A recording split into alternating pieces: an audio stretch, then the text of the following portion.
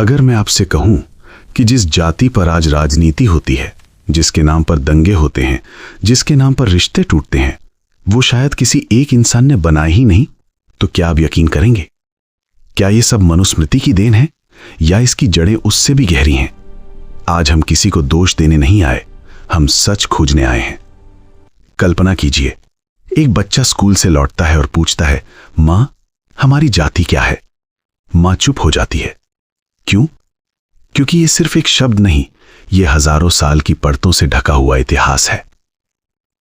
चलते हैं लगभग 1500-1200 ईसा पूर्व। प्राचीन ग्रंथ ऋग्वेद में एक सूक्त मिलता है, पुरुष सूक्त। उसमें समाज को 4 हिस्सों में बताया गया: ब्राह्मण, ज्ञान, क्षत्रिय, सुरक्षा, वैश्य, व्यापार, शूद्र, सेवा।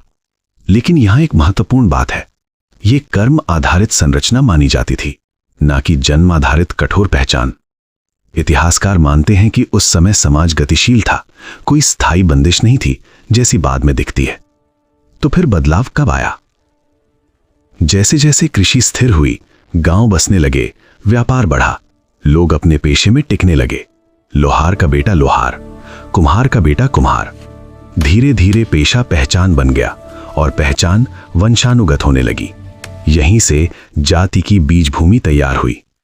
लगभग 200 BCE से 200 CE के बीच मनुस्मृति जैसे धर्मशास्त्र लिखे गए। इनमें सामाजिक नियम व्यवस्थित किए गए, विवाह किससे, खान पान कैसे, सामाजिक स्थान क्या। कुछ विद्वानों का मानना है ये ग्रंथ पहले से मौजूद सामाजिक संरचना को दर्ज कर रहे थे। दूसरों का मत है इनसे कठोरता और बढ़ी।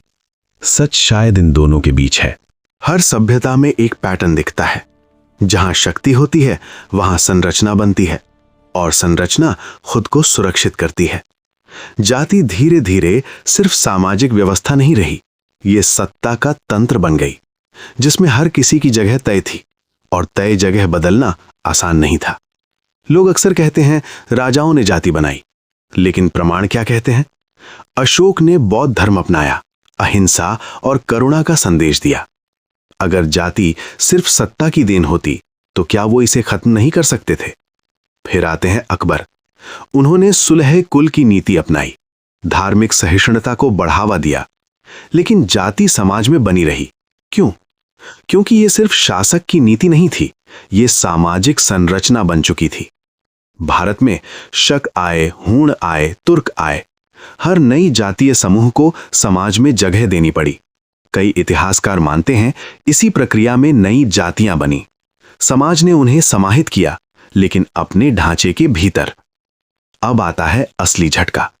जब ब्रिटिश राज ने भारत पर शासन शुरू किया, उन्होंने 1871 से व्यवस्थित जनगणना शुरू की।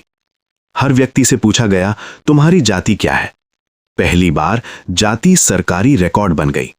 ब्रिटिश प्रशासन ने जातियों की सूची बनाई, उन्हें रैंक किया, प्रशासन और भर्ती में इस्तेमाल किया। कई विद्वान मानते हैं इससे जाति पहचान और कठोर हो गई। जो पहले लचीली थी वो कागज पर स्थायी बन गई। आज जाति है, वोट बैंक है, आरक्षण की बहस है, सामाजिक न्याय का सवाल है। कुछ के लिए ये पहचान है, कुछ के लिए संघर्ष।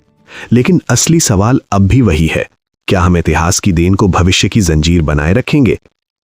वही बच्चा अब बड़ा हो चुका है, वो पूछता है, क्या मेरी पहचान सिर्फ मेरी जाति है?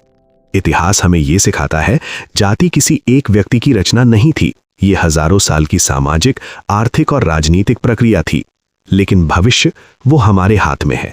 इतिहास को जानो, लेकिन उसे अपनी नियति मत बनने दो। आज समय है पहले की बुराइयों को भूलकर एक होने का।